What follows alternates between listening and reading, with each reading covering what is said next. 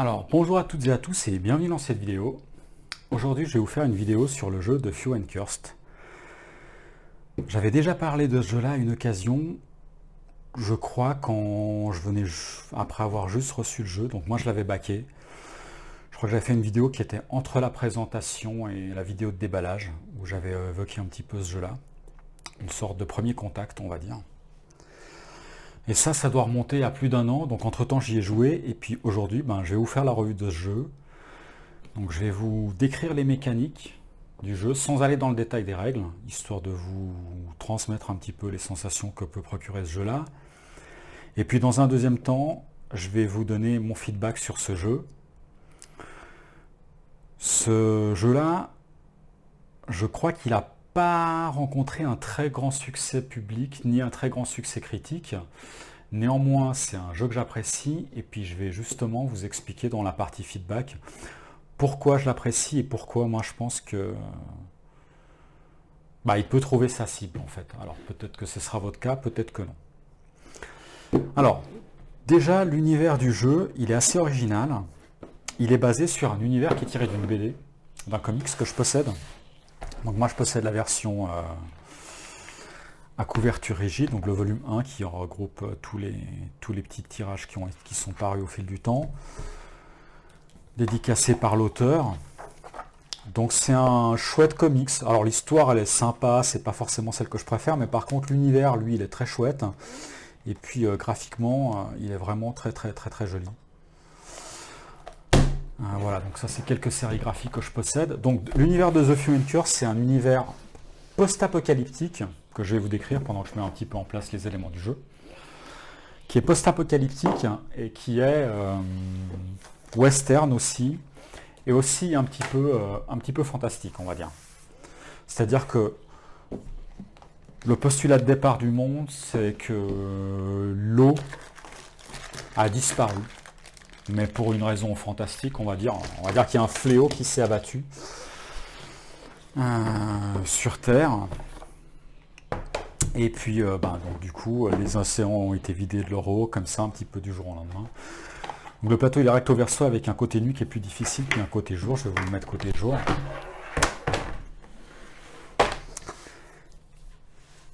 Voilà, et puis les différents...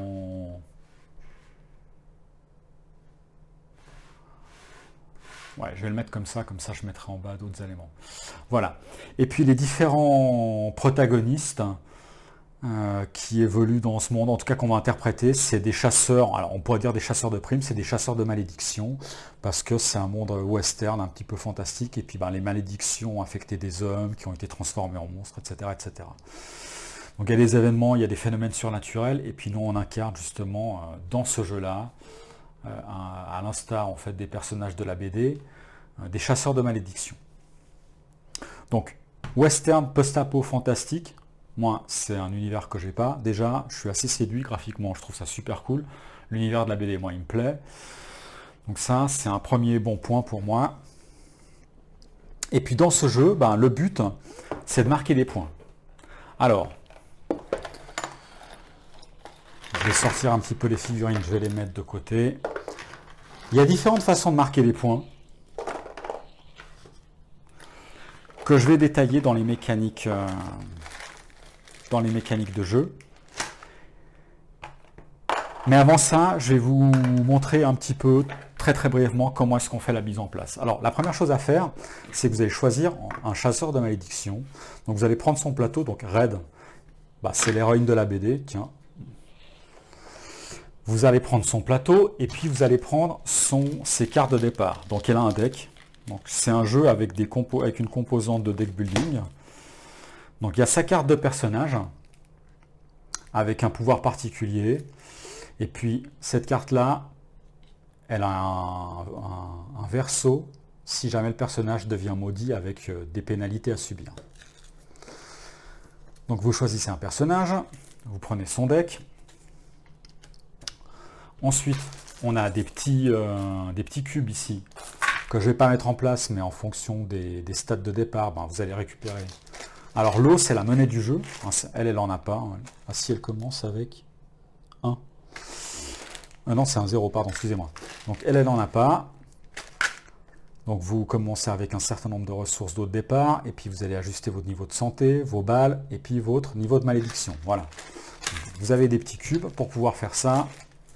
Je ne le fais pas. Et puis après, il faut mettre en place différents éléments sur le plateau. Alors qu'est-ce qu'on a?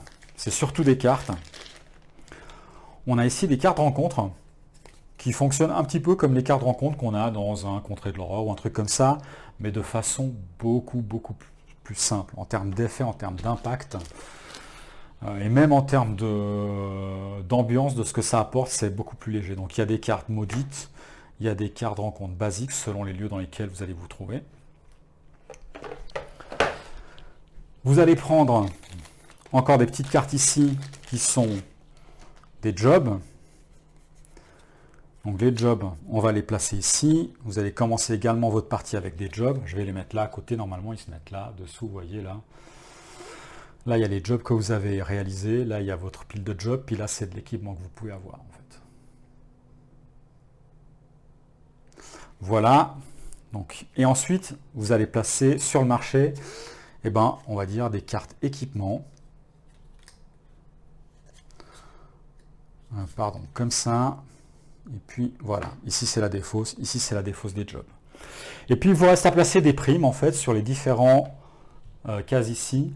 Alors les primes, tout comme les jobs, c'est ce qui va vous servir principalement à marquer des points.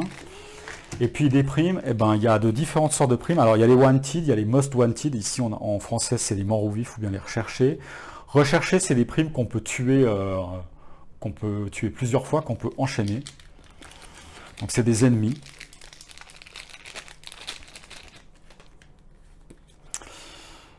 Ils sont ici, donc il y en a plus. Donc moi j'en ai plusieurs. Allez, je vais prendre ceux-là. Hop. Donc moi j'ai l'extension, donc j'en ai plusieurs. Les démons, je vais les mettre là. Ça c'est ceux de base, voilà, très bien. Hop. Et puis ils sont recto verso. Quand vous les tuez sur une face, vous retournez la carte. Et puis vous avez la version de l'autre côté. Et puis ça c'est cyclique. Donc voilà. Donc ça c'est les ennemis les plus simples. En même temps, c'est ceux qui vous rapportent le moins de ressources ou de points de victoire. Et puis après, vous allez placer ici des... Alors il y a 4 monstres uniques que vous allez placer ici sous chacun des paquets. Donc il faut les mettre face comme ça, d'accord. Et puis par-dessus, à peu près de façon équitable, vous allez placer en fait des cartes pour former 4 decks. Donc ça, c'est des monstres uniques. Alors je vais retourner ça pour qu'on voit à quoi ça ressemble, d'accord. Mais en gros... Et puis voilà, ici je vais le retourner aussi. Mais ça c'est face cachée en gros, d'accord. Enfin non, on retourne face découverte sur chaque pile, mais tout ce qui est au-dessous, pardon, c'est face cachée. Je vais le faire pour de vrai, ce sera plus simple. Voilà. C'est comme ça, et puis là on retourne comme ça et on fait ça sur chaque paquet. Je ne vais pas vous induire en erreur, je vais retourner ça. Voilà. Donc on répartit ça équitablement. Et puis il nous reste encore une chose à mettre en place, c'est sur chaque lieu ici en fait qui a un nom dans le coin de la carte, c'est de placer en fait des petits jetons comme ça qui sont des artefacts. Donc on les regroupe par couleur en fait. Donc voilà, par exemple les gris ici, les noirs ici. Bon après ça dépend du nombre de... Je vais pas tout faire, ça dépend du nombre de joueurs. Et puis les joueurs prennent un pion, vont le mettre ici à 0, puis ça servira à compter les nombres de points de victoire. Les joueurs prennent leur figurine, la mettent au milieu à Sant Andreas, et puis là on est prêt à démarrer la partie. Donc la mise en place elle est assez rapide. Alors, comme je vous l'ai dit, l'objectif c'est de marquer des points. Il y a plusieurs façons de marquer des points. Ici, on a des jobs, c'est des tâches à réaliser, très basiques. Quand on réalise des tâches, on marque des points. Donc les points, c'est la réputation, ça s'appelle le cran. Les primes, c'est pareil. Donc il y a chaque fois le nombre de points de victoire, donc le nombre de crans que ça vous rapporte. Ici aussi. Et puis il y a également les artefacts. Donc les artefacts, ça va vous donner des cartes que vous allez pouvoir rajouter dans votre deck, puis à la fin de la partie, elles vont vous rapporter des points. Voilà. Donc il y a différentes façons de marquer des points dans ce jeu. Et puis celui qui gagne, c'est celui qui va terminer avec le plus de réputation, enfin avec le plus de crans, donc avec le plus de points. Alors, comment se déroule un tour assez basique? Donc, il y a un pion premier joueur. Ouais, on va dire, moi j'ai la version de luxe. Donc, la pièce est plus grosse. Donc, il y a un pion premier joueur. Et puis, les phases d'un tour, elles se déroulent on les déroule en parallèle, par contre, au sein d'une phase, on déroule ça de façon séquentielle dans l'ordre des joueurs. Donc la première phase, c'est une phase d'amélioration. On appelle phase d'improvisation, c'est une phase d'amélioration de deck. Donc c'est un jeu de deck building. Les joueurs, donc dans un paquet générique comme ça, vont piocher 2 cartes, vont en garder une, vont l'ajouter à leur main. Donc vous avez une main de départ, donc là je vais mettre 3 plus 1, ça va faire une main de 4, d'accord. Ok. Puis je vais mettre ça pour l'instant ici. Et puis tous les joueurs font ça, donc pendant cette phase d'improvisation où on améliore son deck, en gardant directement la carte en main. Ensuite, il y a une phase de rencontre. Alors, phase de rencontre, soit vous êtes à l'extérieur de Sant Andreas, puis vous tirez une rencontre ici. Comme je vous l'ai dit, ça ressemble un petit peu aux rencontres que vous pouvez avoir dans un jeu comme les contrées.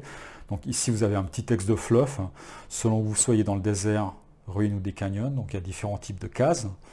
Et puis après, il y a encore un autre type de case qui est les cases maudites. Et à ce moment-là, vous allez tirer une rencontre maudite comme celle-là, où là, il y aura des choix avec une petite illustration. C'est très basique, ça peut influencer un petit peu pour vous donner certains points, enfin certaines ressources pour accomplir vos actions ou des choses comme ça. Il y a un petit peu de fluff, mais c'est très très léger. Donc ça, c'est si vous êtes à l'extérieur de Sant Andreas. Si vous êtes à l'intérieur de Sant Andreas, votre phase de rencontre, ça va consister soit à aller acheter de l'équipement, soit à acquérir de nouveaux jobs. Et puis après, il y a une phase d'action.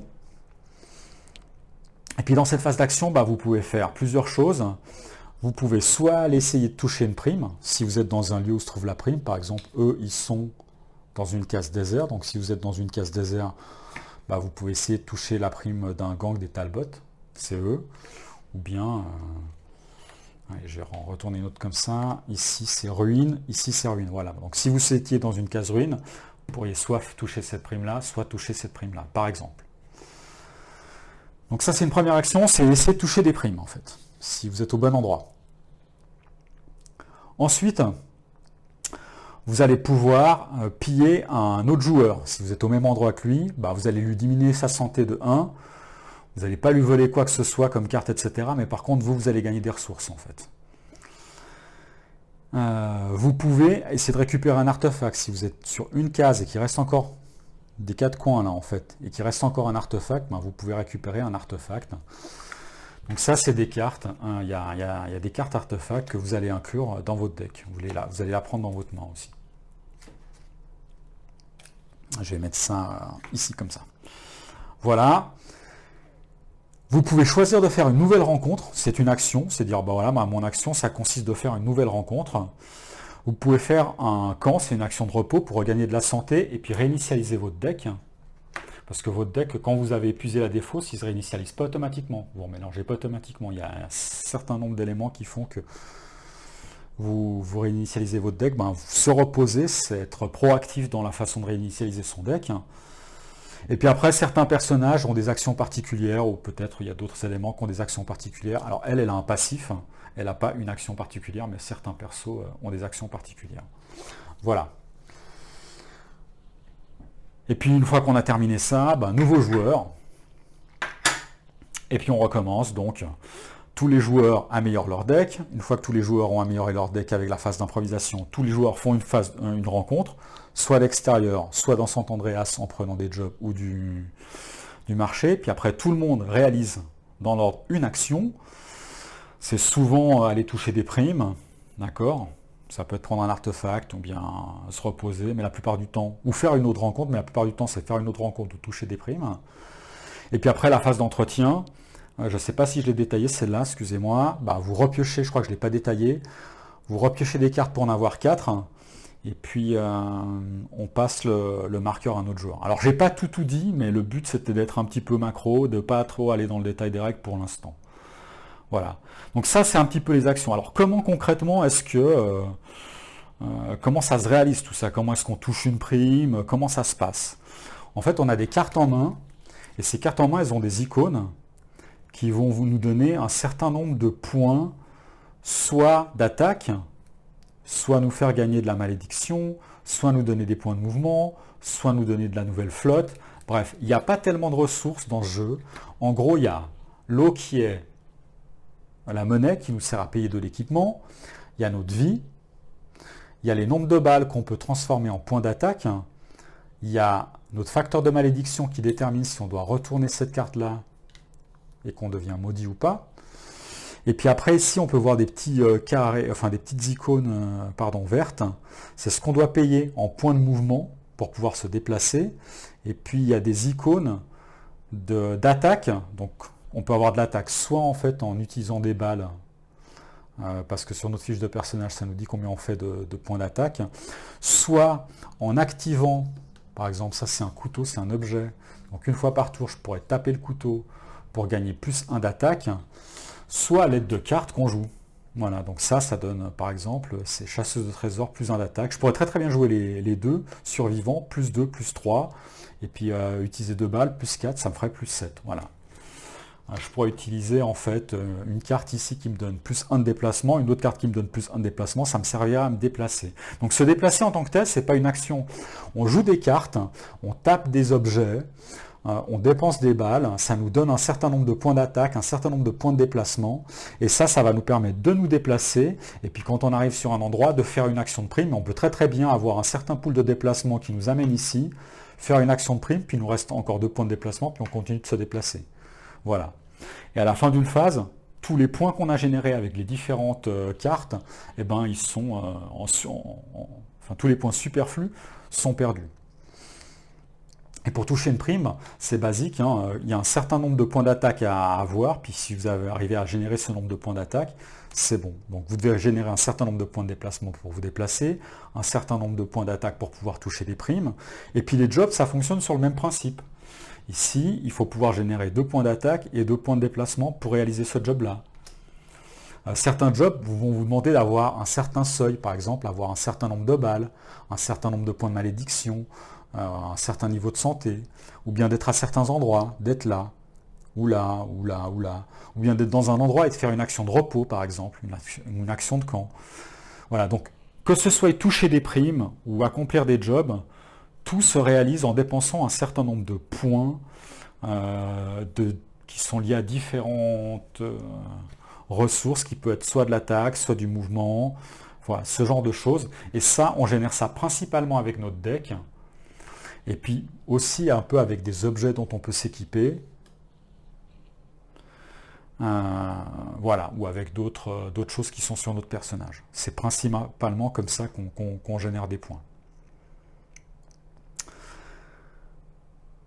Et donc, ben voilà, le but c'est d'accumuler un maximum de points. Et puis à la fin de la partie, ben, on regarde le score, il y a des jobs qu'on va comptabiliser à la fin de la partie. Les artefacts qu'on gagne nous procurent également des ressources, en fait, des points d'attaque ou de déplacement, etc. Mais ont également une valeur en termes de réputation, enfin de cran, de points de victoire. Et on comptabilise ça à la fin aussi. Puis celui qui a le plus de points, il gagne la partie.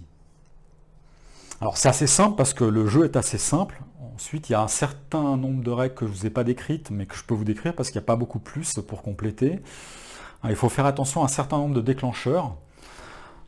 Typiquement, quand vous ne pouvez plus piocher de cartes, ben, vous êtes épuisé. Si vous n'êtes pas reposé pour régénérer votre deck, vous allez revenir automatiquement à Sant Andreas puis réinitialiser votre deck. Ça peut être quelque chose que vous utilisez à votre avantage, d'accord? Histoire d'éviter de revenir à pied. Si vous avez fait tout ce que vous aviez à faire ici, puis vous voulez aller à l'autre côté, ben, ça peut valoir le coup justement d'épuiser votre deck volontairement pour revenir gagner du temps. Mais si jamais vous vouliez venir ici, par exemple, et que vous vous retrouvez sur cette case-là, et que là votre deck il est vide, ben, pas de bol, vous revenez là. Là, ce serait négatif en fait. Si on a 0 point de vie, on va également revenir automatiquement à Sant Andreas, réinitialiser son deck, mais là par contre on va perdre et des points de victoire, et potentiellement par case qu'on traverse, on peut perdre, enfin on va perdre plus en fait, on va perdre de l'eau. Voilà, donc il y a des déclencheurs comme ça, il y en a d'autres, par exemple quand il y a un joueur qui atteint 21 points, ou bien quand on a épuisé toutes les cartes ici des monstres uniques, et ben on va retourner celle qui est dessous, d'accord? Et puis on va générer un monstre. Donc ici par exemple c'est le corbeau alpha. Donc lui il est là. Et puis il va être généré à mana Oala lui. Voilà. Donc il y a 4 monstres potentiellement qui peuvent être générés sur la carte. Voilà. Ici. Sous chacune de ces piles. Donc soit c'est quand on a atteint la dernière carte de la pile, parce qu'on a touché beaucoup de primes uniques. Soit quand un joueur arrive à 21 points. Et puis, je ne l'ai pas dit, mais dans la phase d'entretien, ces monstres ils vont se déplacer d'une case vers Sant Andreas. Et après, il y a des déclencheurs de fin de partie aussi. Donc, on arrête la partie quand il y a des monstres qui vont arriver à Sant Andreas, quand un joueur a pris tous les artefacts tuent un monstre. Voilà, il y a un certain nombre de déclencheurs dans la fin de partie. Donc, c'est pas un jeu où il y a beaucoup de confrontations entre les joueurs, mais il faut quand même faire attention à ces déclencheurs parce que potentiellement, en pillant un joueur, on fait que lui enlever un point de santé. C'est très très rare les choses qui nous enlèvent des points de santé. Mais ça peut, si on se retrouve, enfin, revenir à Sant Andreas parce qu'on se retrouve à 0 de santé, ça peut être très pénalisant. Donc il faut surveiller un petit peu ça potentiellement pour mettre en danger un joueur. Il faut faire attention à la victoire qu'accumule un joueur, mais surtout si on voit qu'il prend pas mal d'artefacts, il pourrait potentiellement précipiter plus vite la fin de partie. Donc il faut faire attention à ce genre de choses. Donc, on peut également essayer de prendre des objets ou toucher des primes si on voit que lui va les toucher. Donc on peut essayer d'être opportuniste de ce point de vue-là. Donc il n'y a pas trop d'interaction, mais il faut quand même surveiller les actions que font les autres joueurs parce que c'est des contraintes qui vont nous obliger à revoir un petit peu notre stratégie. Donc voilà, même s'il n'y a pas de la confrontation directe, s'il n'y a pas énormément d'interaction, il faut quand même regarder, prêter attention à ce que font les autres joueurs. Ceci dit, c'est un jeu qui est très très simple quand même. C'est principalement des mécaniques de deck building. Et je vous l'ai dit, sur les cartes, c'est que l'icône qui est en haut qu'il faut regarder. Le reste, c'est que du dessin pour faire joli. Sur les jobs, c'est pareil, sauf qu'on a des portraits, d'accord? C'est ce que ça vous... c'est ce qu'il faut faire et puis ce que ça vous rapporte. C'est très très basique. Parfois, sur certaines cartes, il y a des effets, effectivement. Mais c'est, voilà, comme là, il y a un petit effet au-dessous, en plus de ce qu'il y a en haut. Mais c'est très très simple, en fait. Il n'y a pas d'objet complexe.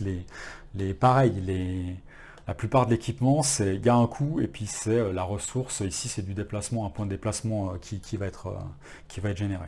Donc c'est très très très basique en termes d'éléments. Très facile à prendre en main, du deck building. On se déplace un peu sur un plateau, mais tout est très très prédictif. Hormis certains éléments, comme tirer des cartes de rencontre. C'est assez prédictif, donc le but, c'est d'optimiser un petit peu son parcours en fonction des jobs qu'on a et des primes qui sont à disposition, de calculer en fait ce qu'on peut avoir comme ressources pour optimiser un petit peu son chemin, pour marquer le plus de points de victoire, soit plutôt avec les primes, soit plutôt avec les jobs, sachant que chaque joueur a un personnage et qu'il y a un petit peu d'asymétrie, mais pas trop. C'est-à-dire que le passif ou l'action, elle est particulière à un joueur, le deck aussi, mais on retrouve souvent les mêmes choses en fait dans les decks.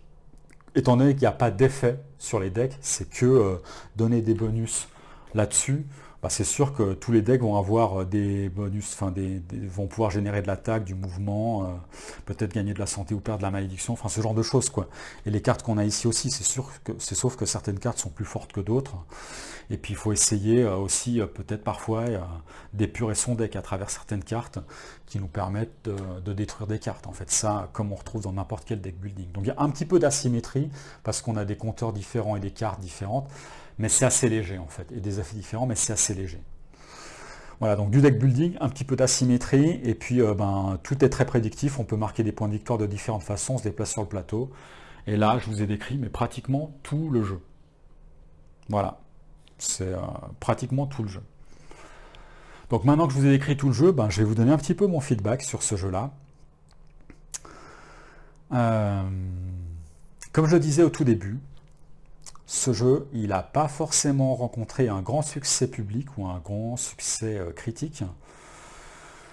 Moi, c'est un jeu que j'apprécie, et peut-être pour vous faire comprendre pourquoi je l'apprécie et vous donner une information utile, je peux peut-être vous dire, moi, pourquoi je pense que il me correspond, et ça va peut-être permettre de voir à quel public ou à quelle cible ce jeu-là s'adresse.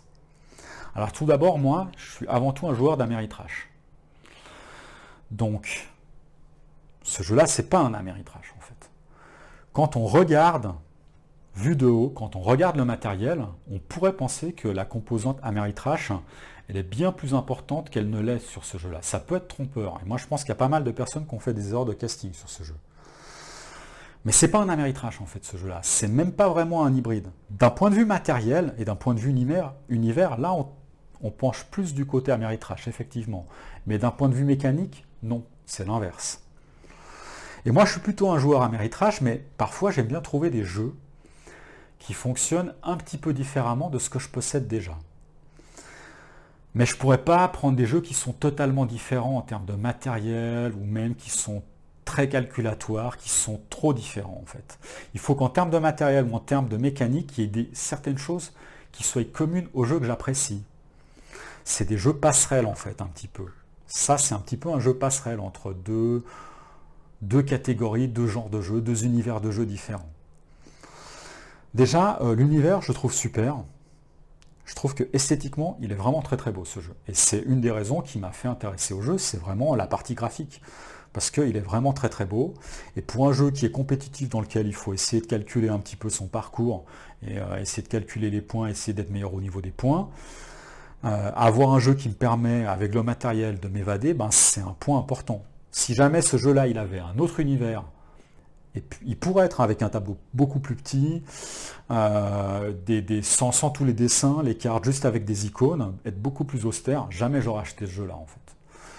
Donc l'emballage a énormément d'importance, et moi cet univers-là, post-apocalyptique, western, fantastique, j'ai aucun jeu dans cet univers, donc déjà c'est original, et en plus il est beau, les illustrations sont belles, je trouve que le jeu, franchement, il est séduisant, et moi j'arrive à m'évader dans ce jeu-là un petit peu comme je m'évade dans les autres jeux. Ensuite, il a certaines composantes que je retrouve dans certains de mes jeux. Le fait d'avoir quelques cartes en compte, ça ne va pas ajouter autant de fluff ou autant de background ou de la narration, il n'y en a pas du tout, comme dans d'autres jeux de plateau ou dans Ameritrash que je possède. Voilà, que j'ai déjà évoqué, un Contré, un Horror Arkham, ou peu importe en fait, un Dungeon Crawler, parce que c'est très très light. Mais quand même, c'est une mécanique qui ajoute un petit peu de surprise en fait dans ce type de jeu-là. Moi j'aime bien avoir un petit peu de surprise, un petit peu d'aléatoire, parce qu'il n'y a pas de lancer-dés ici, les combats, enfin les primes, tout est très très prédictif.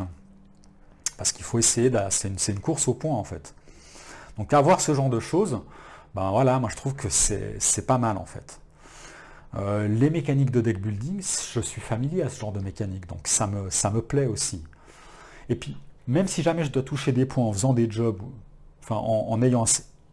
C'est-à-dire, même si je dois accumuler des points de victoire en accumulant un certain nombre de ressources ici ou pour faire des jobs, le fait de me dire que je vais toucher une prime, la contextualisation en fait de la façon dont je marque les points de victoire, récupérer un artefact, toucher une prime, accomplir un job, fait que ben justement le monde prend un petit peu de cohérence en fait.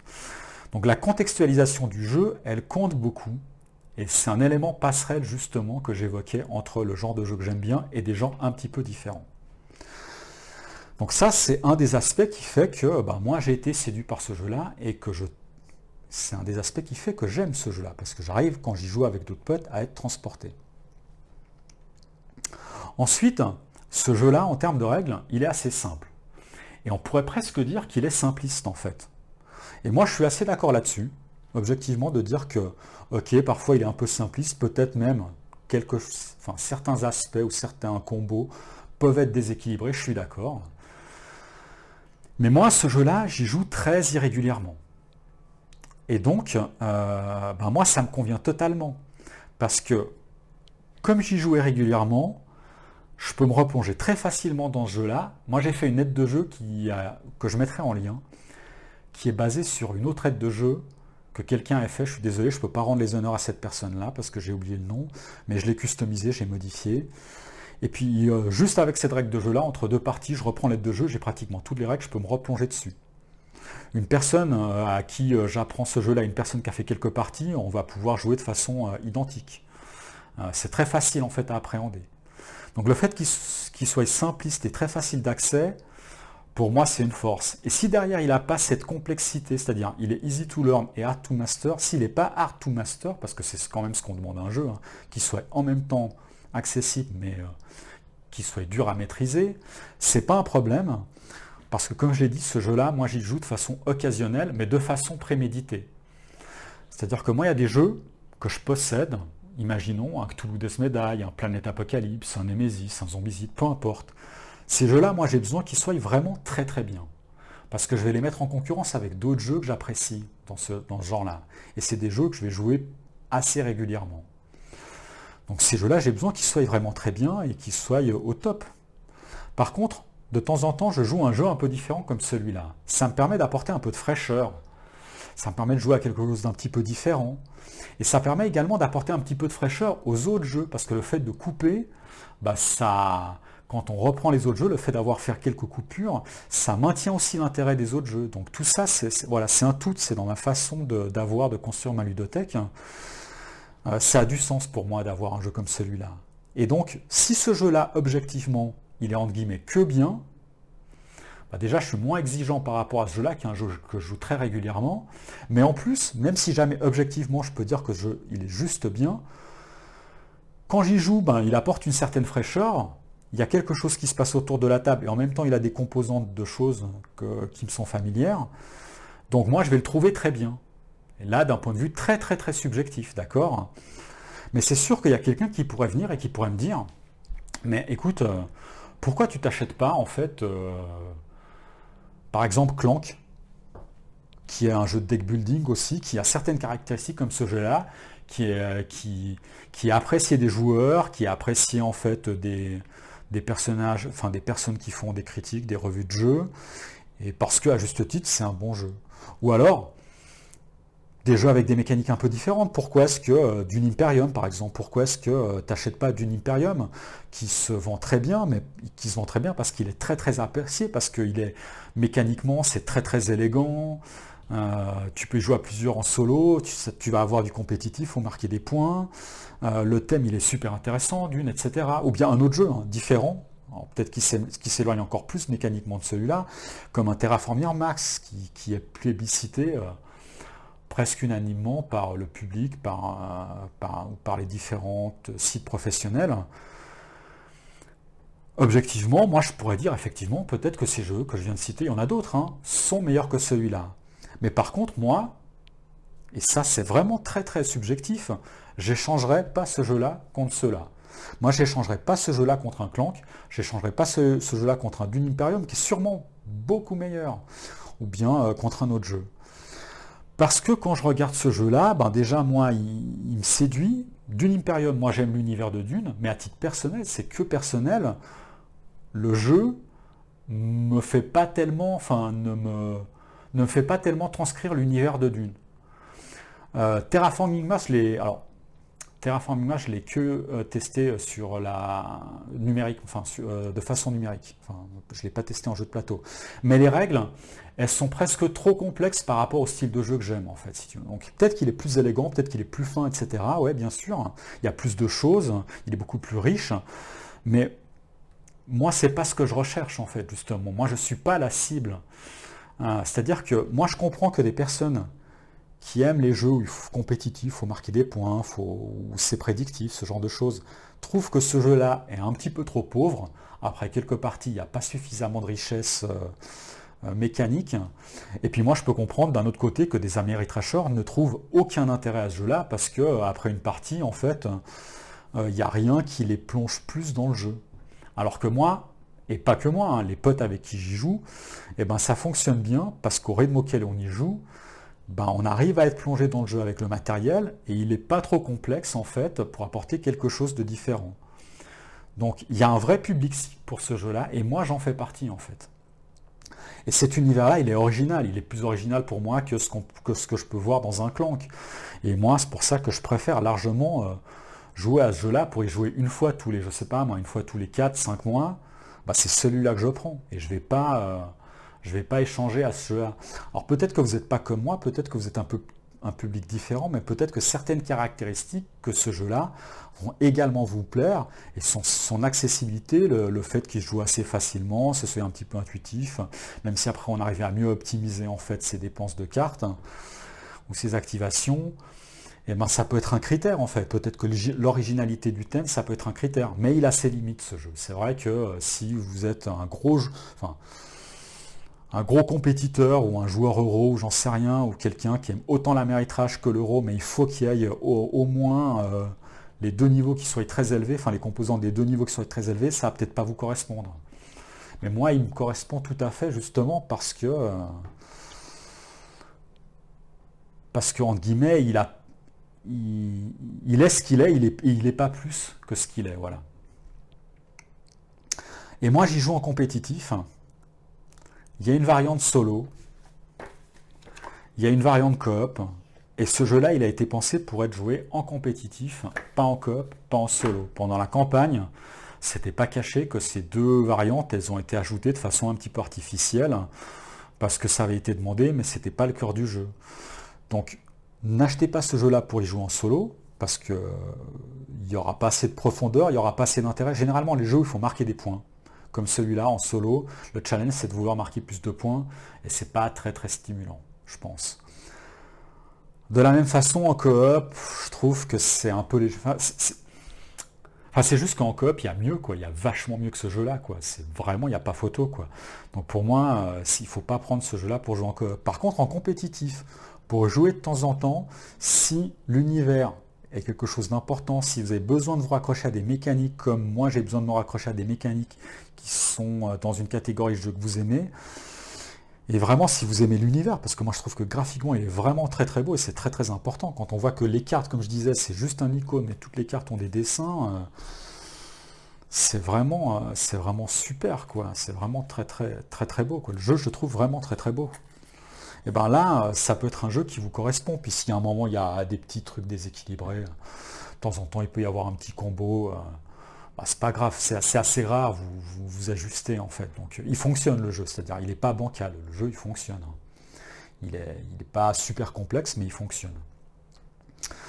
Et puis si jamais le solo vous intéresse vraiment, peut-être parce que vous y jouez en compétitif, mais de temps en temps vous voulez jouer en solo, il y a sur Board Game Geek des variantes que je n'ai pas regardées.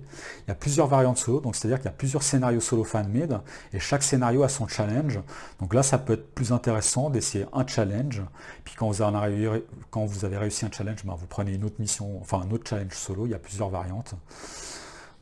Donc là, ça peut être sympa. Mais néanmoins, il y a tellement mieux en solo qu'en coop, qu'il ne faut vraiment pas acheter ce jeu-là dans cette optique-là. Il faut l'acheter dans l'optique d'un jeu compétitif. Voilà, donc moi je voulais faire cette revue sur ce jeu parce que c'est un jeu qui est apprécié, que moi, objectivement, je peux comprendre qu'il soit moins bien que d'autres, qu'on se porte sur d'autres choix, mais moi, je suis très content d'avoir fait ce choix-là, et puis ça prouve que je m'étais bien renseigné parce que c'est ce que j'attendais de ce jeu en même temps. Avant de l'acheter, j'attendais exactement ça, et puis il a rempli la case qu'il fallait dans ma ludothèque. Donc du coup, moi j'y joue rarement, mais quand j'y joue, c'est avec plaisir. Et je pense qu'il y a pas mal de joueurs qui l'ont acheté, qui sont dans ma situation et qui jouent en prenant vraiment du plaisir aussi. Donc peut-être qu'il y a certains éléments que j'ai évoqués qui peuvent provoquer de l'intérêt chez vous. Si c'est le cas, allez regarder des parties ou allez vous renseigner plus sur ce jeu-là. Et puis voilà, c'est tout donc pour la revue de The Few and Cursed. Et moi je vous dis à bientôt peut-être dans une prochaine vidéo. Allez, ciao ciao!